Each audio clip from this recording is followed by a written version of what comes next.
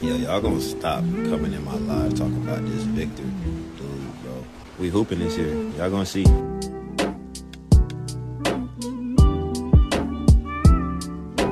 Alright team, today we have a Victor Wembanyama interview. Shout out to NBA Spurs on Reddit for translating this interview because it is a French interview. And so without this translation, we wouldn't be able to get any information from that interview. So NBA Spurs on Reddit made this happen and made this possible. And we got a bunch of questions, a bunch of information. So without wasting too much time, let's just go ahead and jump straight into it. And as always, I will leave the link to the original article, this original post down below in the description. So starting off with the reaction to his blood clot, how he reacted, my head went round quite a bit at first. I never spent so much time not being able to play basketball as expected. And then he asked, how did you cope with the unpredictable injury when you shaped your body into a machine of perfection? The first thing that comes to mind is I betrayed my body, it has let me down, but this is not at all the right vision to have. It would mean forgetting everything my body has done for me in the past. It's better to redirect the question by asking whether I pulled too hard on it or whether I've taken enough care of it. Have I eaten well enough, slept well enough? I probably could have done all this in a better way to save my body from suffering. Now, I'm not no doctor. I don't know how blood clots happen. I know they are more common in the taller, more lengthy type of players. So I don't know if there's anything that Wemby could have done to really prevent this blood clot. I mean, it really is just a freak accident, and it's so unfortunate because he was having a crazy season. He was going to make an All-NBA team. He was going to be Defensive Player of the Year. And to have all that taken from him from something he can't control, it's just very heartbreaking. But I'm already thinking this is a great interview. Just the amount of information we've got from this first couple of questions. Like, we're getting his whole perspective and his mindset on what happened whenever he got diagnosed. So man, I wish he did a couple more interviews in English to where he gave us this whole spiel, because if we could react to that, that would be crazy. In the days that followed, the search for the origin of the injury must also be agonizing. Of course it is. You wonder and you even try to find someone to blame. But even if you do your best to find a reason,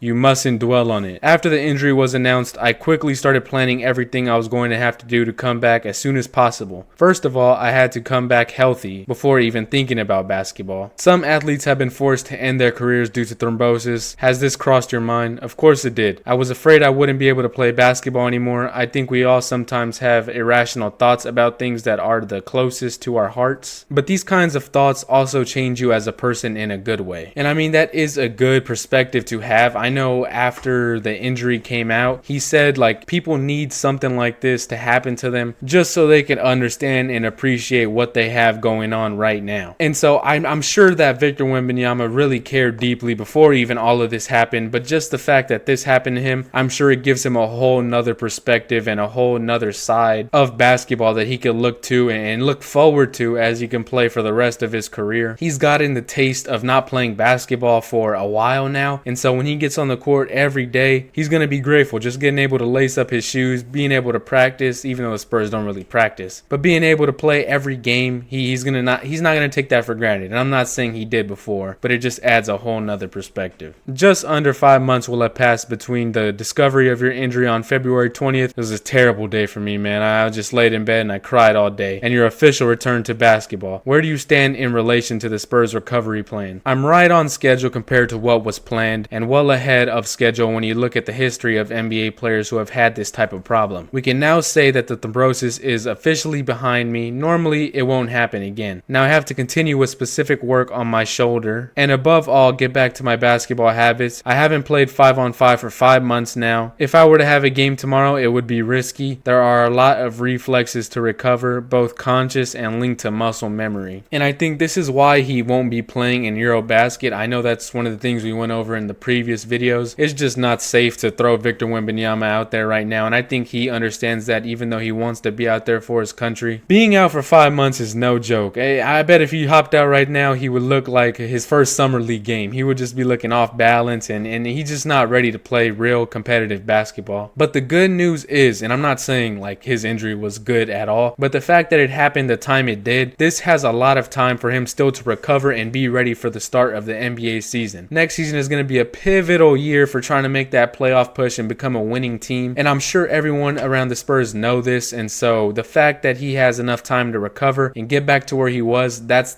probably one of the best things you can take from this injury. You'll be eligible for a lucrative contract extension next summer worth around $300 million over 5 years. Do you still plan to stay with the Spurs for the long term or even spend your entire career there? To be honest, I haven't given much thought to this contract extension or how much it will cost, but yes, of course, I know it's not everybody's ambition in the NBA, but obviously it's my dream to spend my entire career with one franchise, and that is a banger quote right there. Everyone afraid of the Kawhi situation. I think that was more of an anomaly. Kawhi just really wanted him to go back home. We now got a star who's from France. You know the connection, the whole story. I don't really got to go in depth with it, but I believe Wemby will spend his entire career here. Just looking at the history of French basketball and the Spurs, we know Victor Wembanyama was very happy to come here. After the draft lottery, he was so happy, and you know he's a true Spur because he was fist pumping whenever the Rockets didn't get the #1 pick. I mean, everything points to Wemby just loving the Spurs, loving San Antonio. Anytime he gets to put on for the Spurs, he does. Even when he goes to All-Star break, he shows off his Spurs gear, wore a cowboy hat, like he's all Texan, all Spur, and so I'm just so happy that Wemby feels the same way about us the way we feel about him, because we love Wemby and we do not want him going anywhere. Give him a key to the city, do whatever you have to do to keep Victor Wembanyama here. He should spend his entire career here. And we got another juicy question right here. In recent weeks, several NBA stars have been linked with San Antonio, such as Kevin Durant, who eventually left for Houston, or Giannis Antetokounmpo, still with Milwaukee. Shouldn't we have recruited a player of this caliber? No, I don't think so. Breaking up your entire core for a single player rarely works, and the Spurs are masters in the art of building teams without having to go out and get too many big players or having to sacrifice the balance of the group. And this is exactly what I was saying. I wanted Giannis, I wanted Kevin Durant, but not at a price that we weren't comfortable with. That's why I like the Spurs giving their offer for Kevin Durant. They let their offer be, and I guess they liked Houston's package a little bit more, so just let him go. You don't want to overpay for an aging star, or you don't want to overpay for even Giannis, because you need a well-balanced team. There are other ways to build, and the Spurs that have been building through the draft have been doing a great job. You see how quickly the 2-year turnaround, compare that roster to the roster right now, and the Spurs have done that with only one big trade. So I like that Victor Wembanyama is in line with the front office. I mean, he's not saying anything different, and the whole time he's been a Spur, he's been completely aligned, completely behind the San Antonio Spurs. This is the type of star you want on your team. I know there are many stars that be calling shots from behind the scenes. You got LeBron, and yes, you want to give their insight to your star player. You want to have them make choices. Like, I'm sure they were talking to him about Mitch Johnson, whether they wanted him to go get another coach, and I'm sure Wemby had a decision in that. But ultimately, he's with the Spurs. He's through and through. He has 100% trust in the Spurs. And here they talk about being a jack of all trades. Why is it important to be multi-dimensional? Even if it hasn't been scientifically proven, I know very clearly there are benefits to doing all kinds of activities, whether as a child or as an adult. I know that it develops a lot of things in human beings, and I see that it is something that is very underestimated and underdeveloped in youth sports. You need a variety of things to be able to grow. If you want to be considered the greatest of all time in basketball, you have to be a cultural icon outside of it. That's one thing we've heard from Wemby a lot. He knows that being popular and doing all the things with the fans, interacting, being popular outside the brand of basketball comes with it, and that's something that Michael Jordan was. He was a cultural icon, and I think that's something that Wemby is striving to be, and I think he understands that side of being the GOAT. And last question, talking about the Shallow and Temple, they talk about the spiritual experience and meditation, very much so. We did it every night, and the longest session we did lasted 2 hours. I didn't get the eureka effect, but as I was saying earlier, it helped me understand even more that you don't have your whole life to do certain things. Without going into too much detail, it's the idea that you have to free yourself from the chains you tie yourself to. So overall, through and through, this was a very good article, a whole lot of information. I hope y'all gained some stuff from listening to Wemby or hearing me read